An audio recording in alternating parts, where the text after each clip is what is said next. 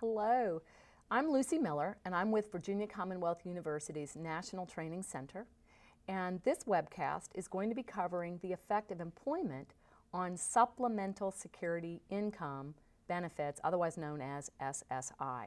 Now I'm going to warn you before we get into the slides, there is math involved. It is not hard math. You can do this math. If you have a calculator, you may want to get that out. Maybe you have a cell phone that's got your calculator on that. Get it out. We're not talking about square roots here. We're talking about basic adding and subtracting. But there is some math involved in this, very simple math. So let's get started. First, let's just talk a little bit about the SSI program because there's some reminders that will help put the rest of the presentation materials kind of in context for you. Remember that SSI is a benefit that's provided to individuals with significant disabilities and who have little income and few, if any, resources. Now, when the SSI program is checking an individual's eligibility and the payment amount, they look at earned income, like wages you may have from a job. They also look at unearned income, and that might be things like, I don't know, cash that your parents give you, or dividends that you receive from some kind of investment, or any other kind of money that you receive that is not related to you working. Social Security in the SSI program makes a fairly significant distinction between earned income and unearned income. But here's the really great news. The SSI program loves earned income. It is treated very, very favorably, and you will see that in the next few minutes. Now, the SSI program does not love unearned income. Unearned income is treated very unfavorably. It pretty much counts dollar for dollar. If you're found eligible and you got $200 a month in unearned income, pretty much $200 is going to be taken away from your monthly cash payment. But that's not the way that earned income is counted. So that's really good news. Now, don't forget that for students under the age of 18, the income and the resources of the parents count when Social Security is deciding whether someone is eligible and when they're determining how much you're supposed to get every month. And this can create some real complication when students go to work, because not only is the Social Security Administration looking at the earnings of the student, but that's getting rolled into this larger determination of how much of mom and dad's income is also going to be attributable to that child. It gets complicated. Now, once eligibility for SSI is established, the payment amount depends on exactly how much countable income is attributed to that child. And that is a really important word, countable, because in the SSI program, this is good, but it makes it complicated. Lots of stuff is not counted. There are income exclusions, there are income deductions, there are certain types of money that are received that are not counted as income at all. I mean, we could literally spend hours going over all of the detail in this area. You don't need to know all the detail. You just need to know that lots of things don't count, and that there's a series of very complex rules that are used when Social Security is trying to figure out how much are we going to pay an individual in the SSI program each month. Okay, let's look at some basics about earned income and SSI. First of all, SSI is very literal. They are interested in when did you get the check, not when did you do the work. It's when did you get the check. So let's say that you're helping a student get a job that might be paid every week or every other week. There are going to be a couple of months every year where that individual gets some extra paycheck, okay? That month, you're going to have a lot of income attributed to that student. Now, it's not going to cause the student to be kicked out of the system. Don't worry about that. But it may cause the student to have a very small SSI cash payment for that month, maybe even a zero cash payment. But don't worry, zero cash payment in the SSI program does not mean necessarily that your Medicaid goes away. We'll talk about that later. But this idea that, oh, I have to keep a penny of SSI or I'm going to lose my Medicaid, that's not true anymore.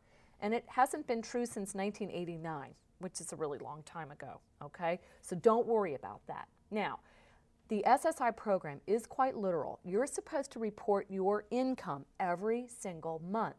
And Social Security is going to take that income, and they're going to put it in what I call their little Play-Doh fun factory, and they're going to subtract this and deduct that and divide by 2 and whatever they do, and they're going to determine how much exactly you're due in SSI for that month.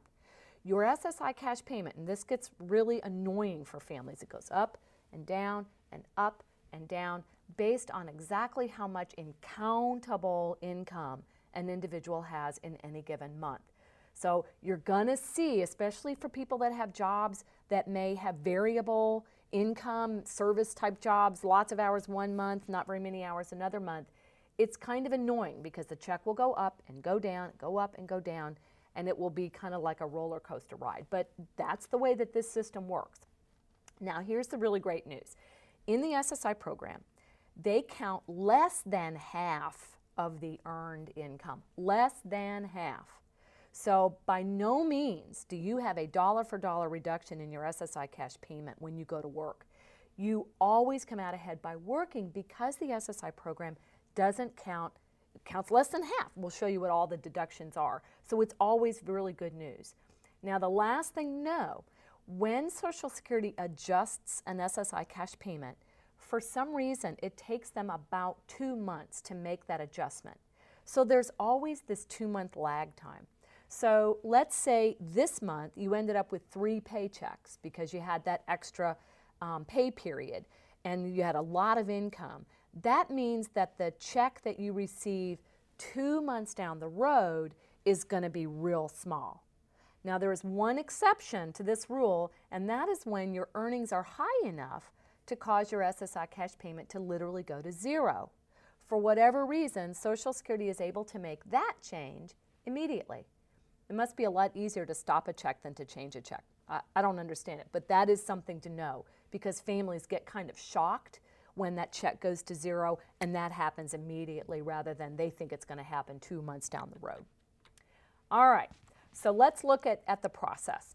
Social Security starts with your gross monthly earnings. Now let's talk about that. What is gross? Gross is before taxes, FICA, Medicare tax, before all those deductions are taken out. And that's kind of bad that they look at gross income, but that is exactly how they do it. And they're so generous, they subtract what they call a general income exclusion of $20. Wow. Go buy yourself half a pair of pants. How about that? All right, and if the student has unearned income, and some do, this deduction is taken off of that instead. The $20 general income exclusion is the only exclusion allowed on unearned income. I told you the SSI program does not like unearned income. That is the only exclusion ever permitted. If the person doesn't have any unearned income, you get to take it off your earned income. Step 2, next, they're going to subtract a $65 earned income exclusion. And you only get that if you have earned income. Finally, they take what's left of the gross wages and they divide it in half. And you are now left with what Social Security calls countable earned income. So you can see they're going to take $20 plus $65, then they're going to divide the remainder by 2. Whatever you're left with is how much of your income is actually going to count. They take that number and they subtract it from the base SSI rate for that individual. And in the federal SSI program, because it is federally funded, there is a maximum amount that you can receive in SSI in this year, 2014. That maximum amount is $721, okay? So they would subtract it off of that or whatever that person's base rate is. Not everyone's base rate is $721, and we'll show you an example of when that can happen. So this sounds like complicated, and how do I tell parents about this or students? It's very simple. I want you to memorize this. Literally, this needs to come out of your mouth. When mom says, okay, you're going to get Jimmy a job, what's going to happen to the check? You can say, you know, Mom, the first $85 that Jimmy earns in any month, that's gravy. We don't even, if you only earn $50, you don't even have to report that per se because there's no impact on the check. Anything over that $85, Social Security is going to take $1 away from your SSI check for every $2 that you earn.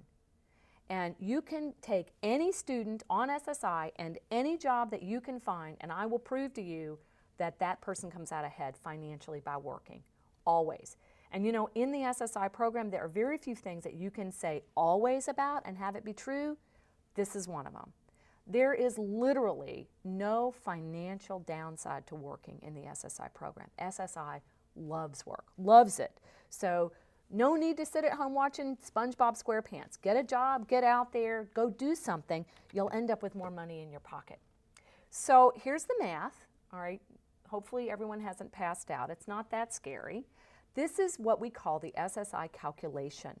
And those of us who do benefits counseling for a living, this is a tool that we use every single day with beneficiaries to show them the effect of any particular job goal on the cash payment. So here's how Social Security does it. They start with step one. They're looking to see, do you have any unearned income? Well, the example here does not, so we show 0, 0, 0, 0. Step two, how much gross earned income? Well, let's say that you have found a job where your student is going to be earning, remember, gross earned income of $885. So that goes in at the top. Now, you're going to see some acronyms here on this piece of paper, and I haven't explained them all yet, so you don't have to worry about them. So we're going to skip down to where it says the General Income Exclusion, the GIE. This individual gets to subtract $20 off of that $885, and this person has no unearned income, so you get to take it off of the earned income. So that leaves $865. And isn't it magical the way that the next exclusion is exactly $65? Amazing how that worked out. And that is the earned income exclusion. So that is subtracted. What is left is $800. Now the student actually earned $885, but Social Security, by taking those deductions, is only going to count that $800. Now, we're not done. They're going to take the $800 and then they're going to divide it in half. So only $400 at the end of this calculation, that's all that's going to count for the student. All right? Now, step three is where you put all the different kinds of income together. This example, there's only one form of income, and that's earned income. And the countable earned income, it's not $885, it's $400. And the last group of steps is where we figure out, so what is the new SSI check going to be 2 months later, right? Because it takes 2 months for the check to change. So $721 is the most common base rate. That's the maximum you can get in SSI this year, 2014. Not everyone gets that, so be careful that you don't use the same base rate for everyone. But we're going to assume this person is getting the full base rate.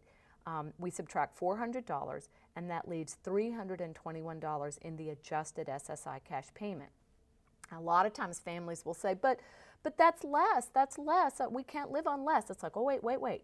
The SSI check is less. But look, you are now earning $885. Now, granted, some taxes are going to come out of that. But even if you take taxes out, you are going to have more money in your pocket at the end of the day. You benefited financially from working, and that's because Social Security counts less than half of the earned income. Now, this may sound like pretty good news. You ain't seen nothing yet. Let's look at the next one, Student Earned Income Exclusion. Do you remember on that last slide, there was a little acronym, SEIE, and I said, don't worry about that, I haven't explained it.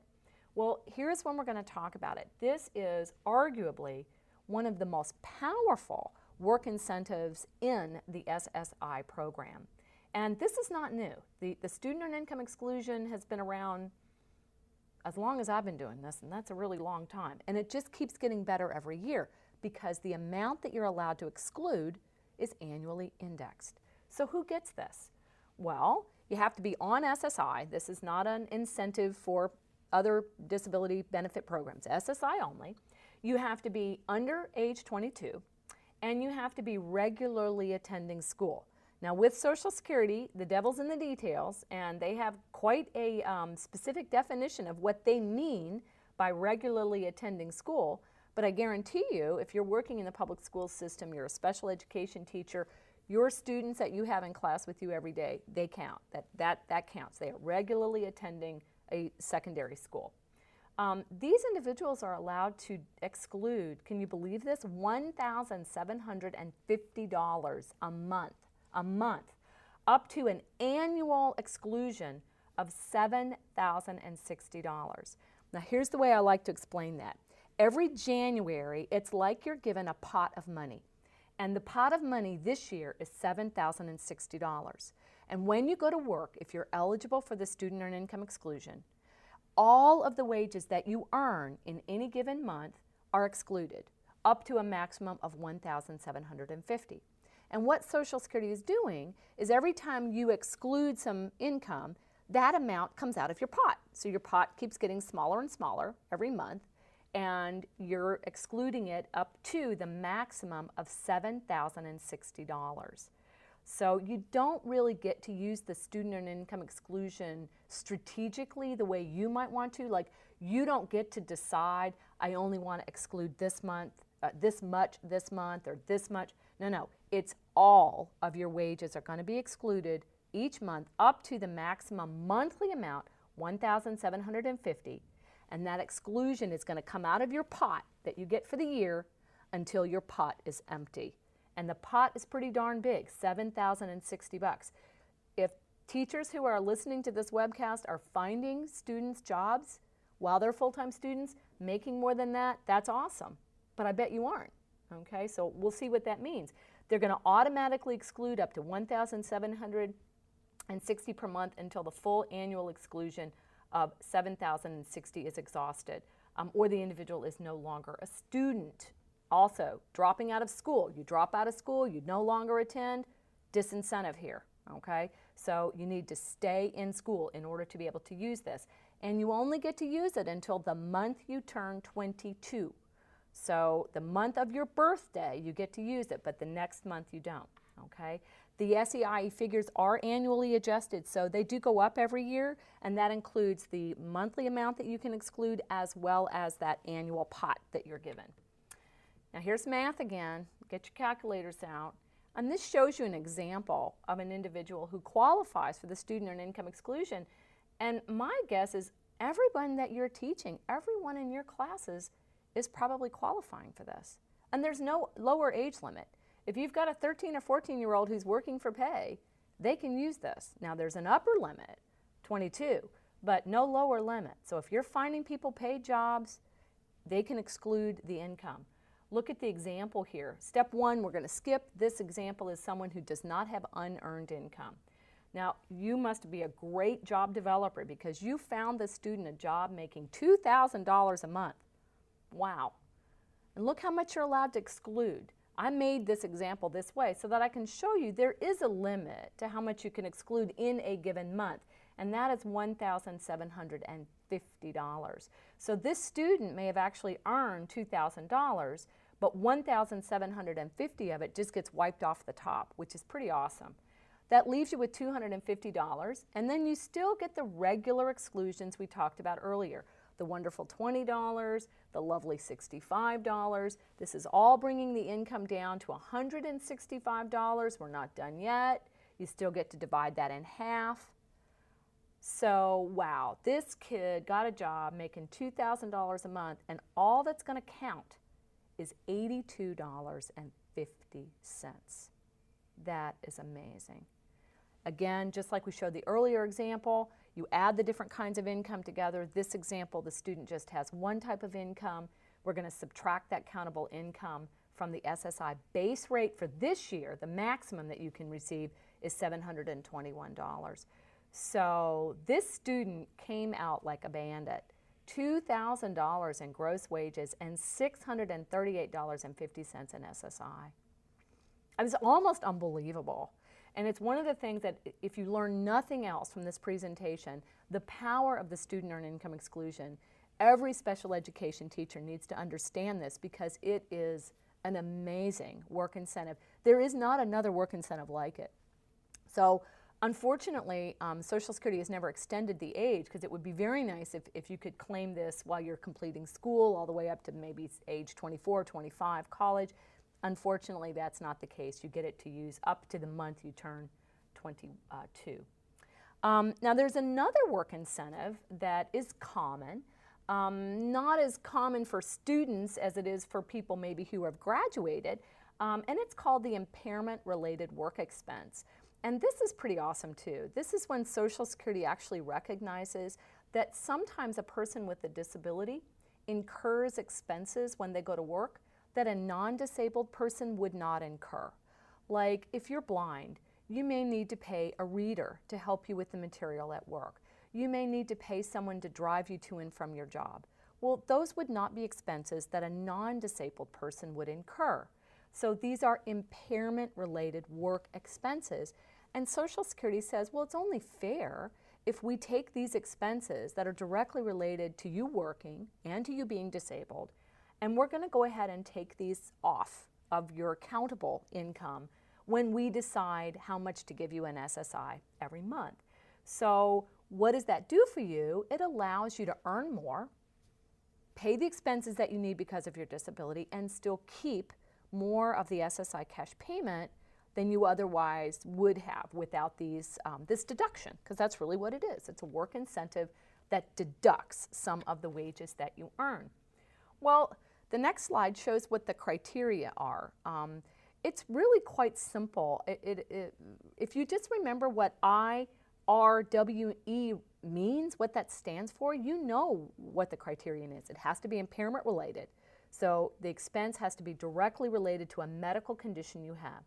It has to be a work expense. It really can't be, you know, a special paratransit taking you to the grocery store. It has to be something that is related to your job, the job that you have. It also has to be an expense that you incur yourself, that you're paying for out of your own pocket. It can't be something that Medicaid is paying for or your Uncle Louie is paying for. It has to be out of your pocket, or if you're under 18, mom and dad's pocket.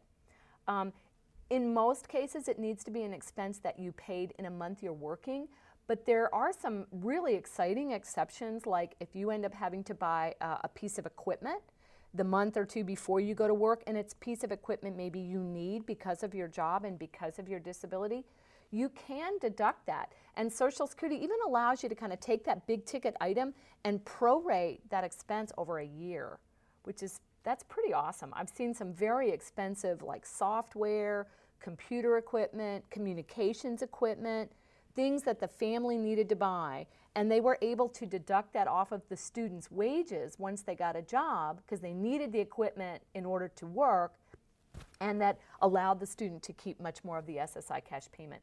And finally, the cost has to be the usual and customary cost. Social Security doesn't want beneficiaries getting ripped off, and they don't want to reimburse beneficiaries at costs that are unusual or higher than the local cost would be. That makes sense. More math. This is what the SSI calculation looks like when you have an IRWE. And that's what, when you get used to this language that we all talk, that's what we call these. Impairment-related work expenses is too long, so we all say IRWEs.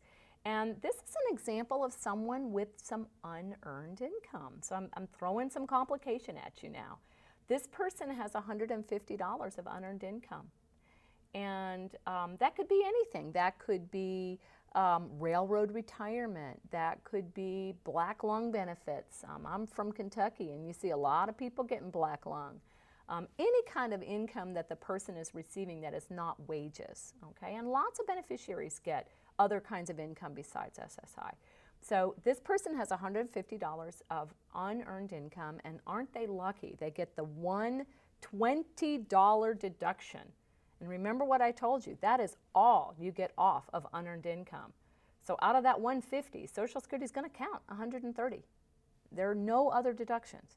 Now on the wages side of things, we're looking good. We've got $800 in wages here. We don't get to take another general income exclusion because that's gone, but we still get the earned income exclusion, and that's $65. So now we're down to $735. This individual has an IRWE, an impairment-related work expense, and it could be anything. It could be a common one, paratransit, the door-to-door special transportation service to and from a job. That is a no-brainer IRWE. That is clearly an impairment-related work expense, and it is expensive. A lot of times it's what, $3 a ride maybe or more. So that's a pretty good sized expense. Another one you see sometimes is where the student might be paying for job coaching. where there might be an attendant with them that they're paying out of pocket on the job site. Those are common kinds of IRWEs, definitely impairment related, and as long as it's occurring at the job site or in transportation to and from the job, it counts. So we're going to subtract that. That leaves us with $615. We're still not done. We divide it in half. That leaves $307.50. Now, this individual earned $800, but only $307.50 is going to count. Now look under step 3, because this is where you see the disadvantage of having the unearned income. That's not going away. We take the $130 that we showed at the top over there.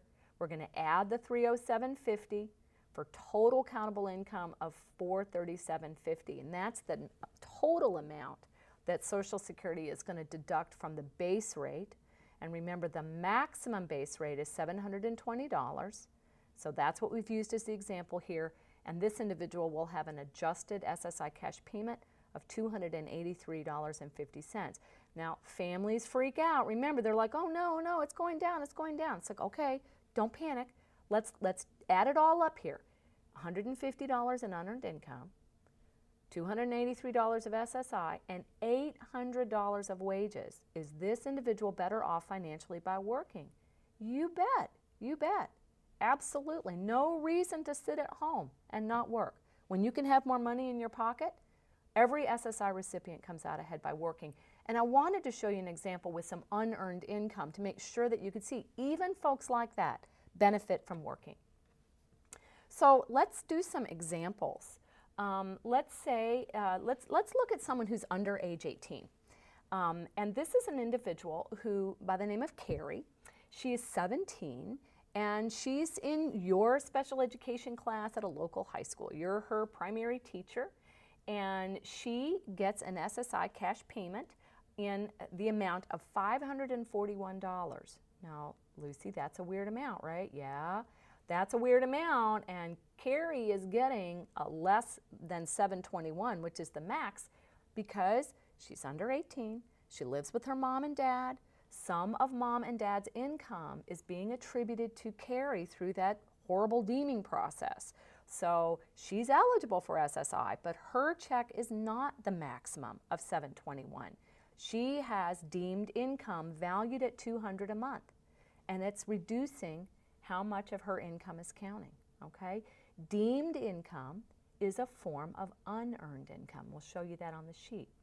Now, you've worked very hard. Maybe you have the community-based work transition program going all out for Carrie. You found her a nice little part-time job stocking some shelves at Walmart.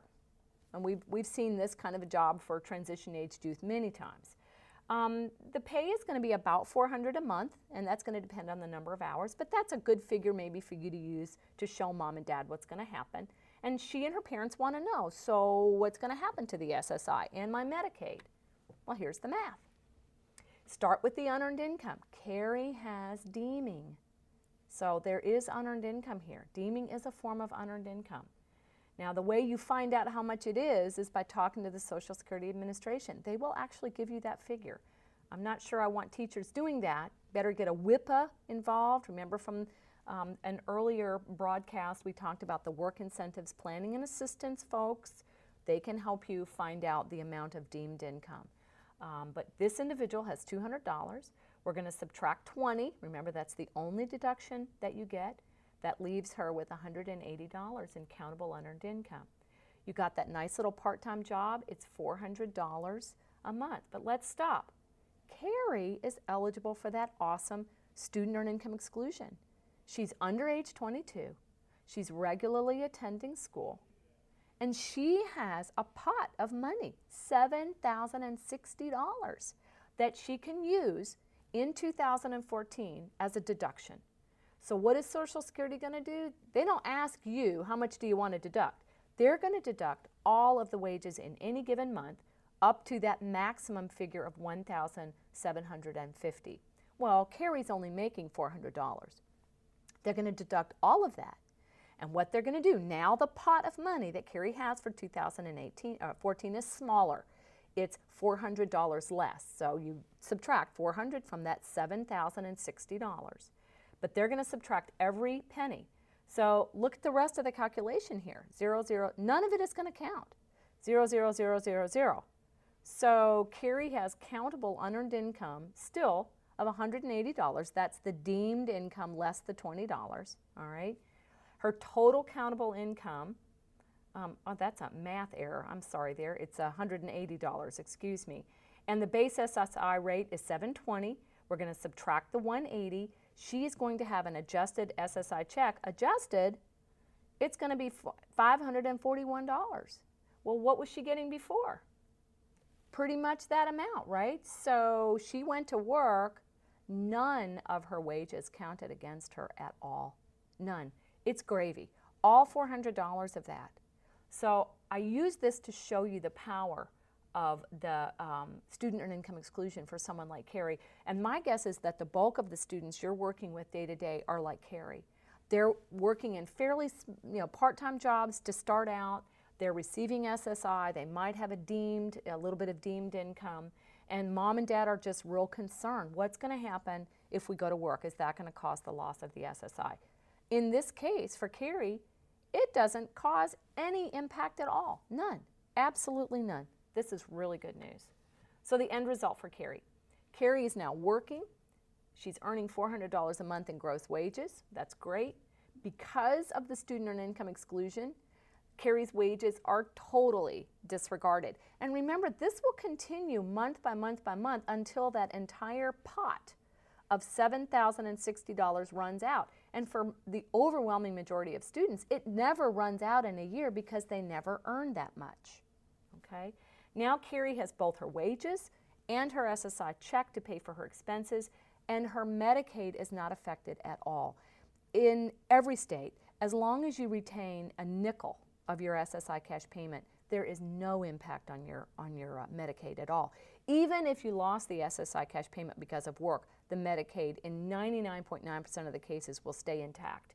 And I will cover that before we're done. So that's good news for Carrie.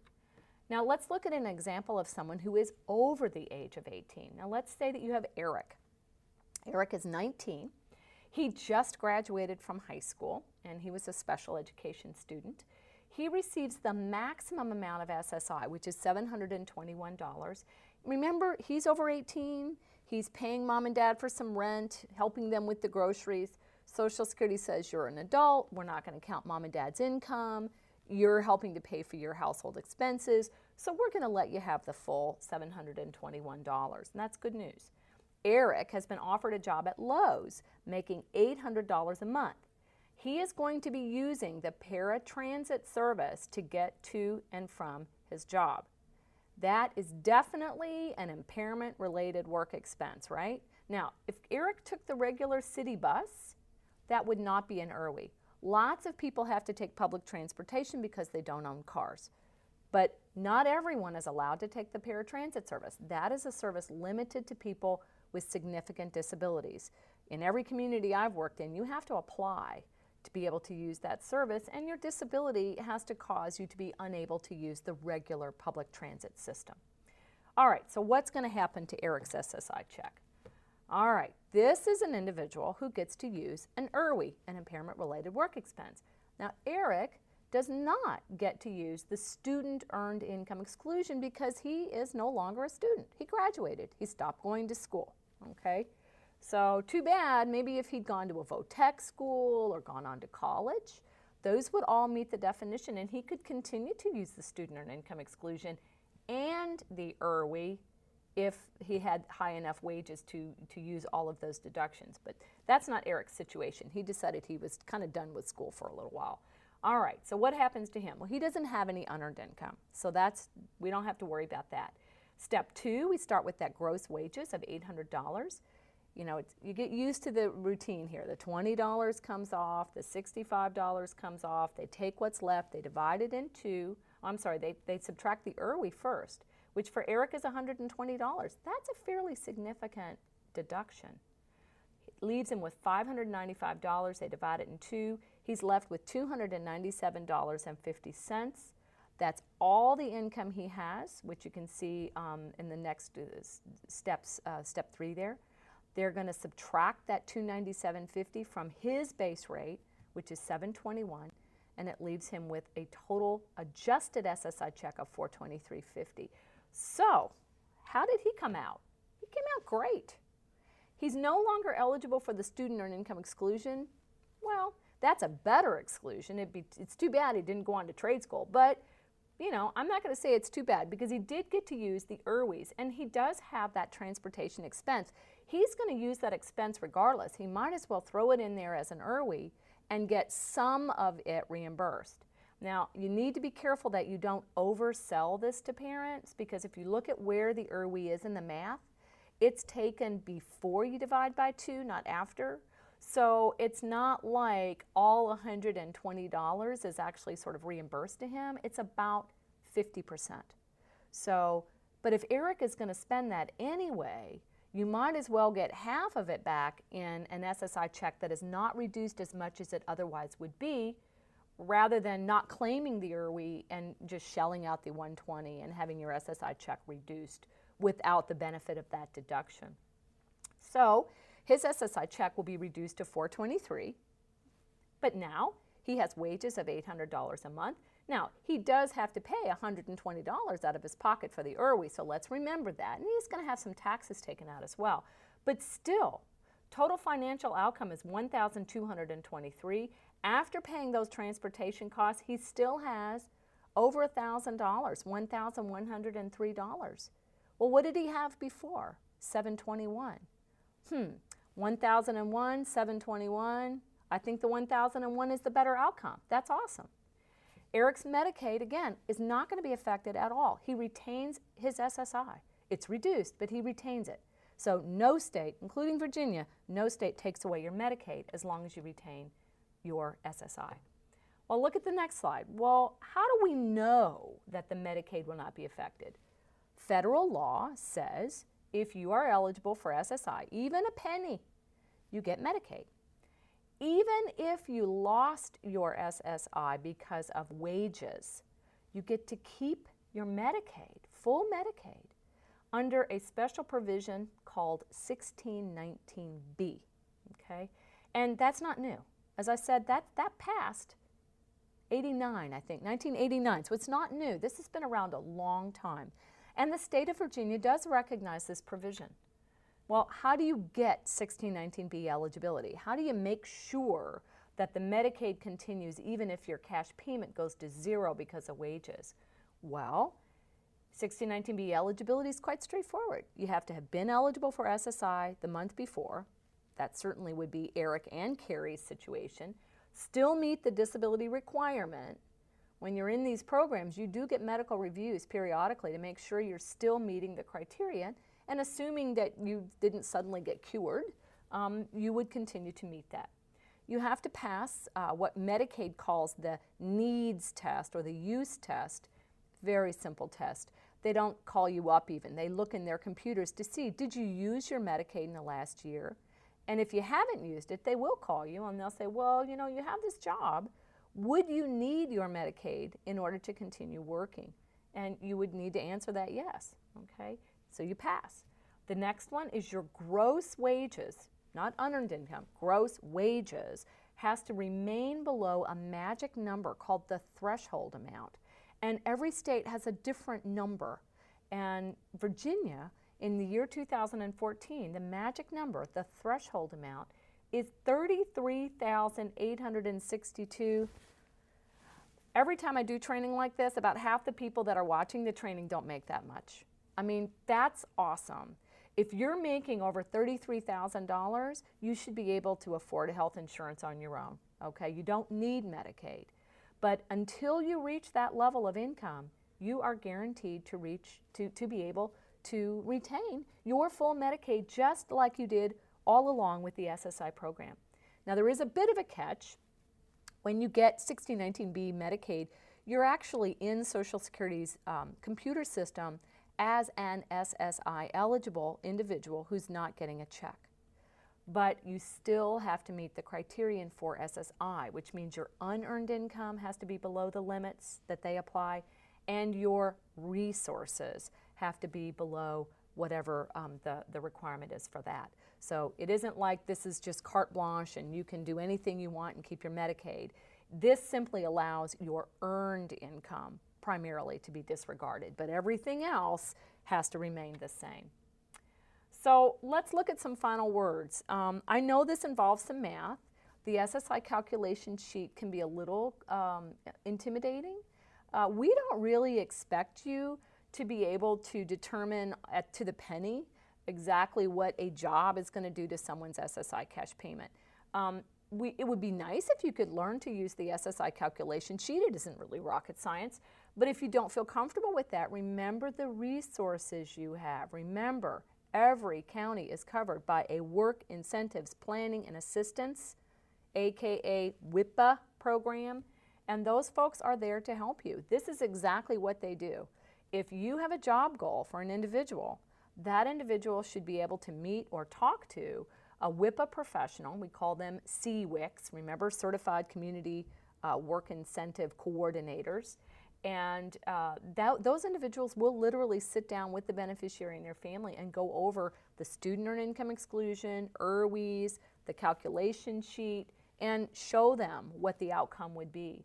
Now, what we need you to do is to know that the SSI program loves work, and we need you to trumpet that to every student, every family. Every time you hear these, the folklore about I can't work, I'm on SSI, they'll take away my check, they will take away my Medicaid, we need you to be the front line to say, you know, that's not true. You can work, even full-time, and come out ahead financially and retain your Medicaid. You don't have to just stay home. You can do something. And we really, really, really want you to refer students with work goals and questions about work to the local WIPA program so that they can get that thorough analysis of what will happen to their benefits. Well, that's the end of our program. Hopefully this has answered the questions that you have about how work affects the SSI, and we're glad that you were able to participate. Have a great day.